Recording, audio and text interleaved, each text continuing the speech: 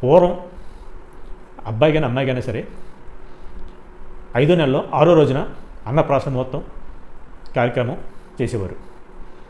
ఇప్పుడు కూడా కొంతమంది అదే ఆచారాన్ని పాటిస్తున్నారు. అది ఎట్టి పరిస్థితుల్లోనూ కరెక్ట్ కాదు. ఒక వ్యక్తి ఒక బాబు పుట్టాడు. అతనిది ఏదో నక్షత్రం 27 నక్షత్రం ఏదో నక్షత్రం అయి ఉండాలి కదా, అయ్యింది.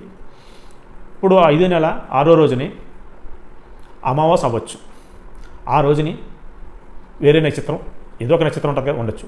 ఈ అబ్బాయి నక్షత్రానికి పుట్టిన బాబు నక్షత్రానికి 5వ నెల 6వ రోజు నక్షత్రం ఏ నైదంతారులోనో, ఏ జన్మతారులోనో, ఏ విపత్తారులోనో, ఏ పక్షిస్తారులోనో అయి ఉండొచ్చు.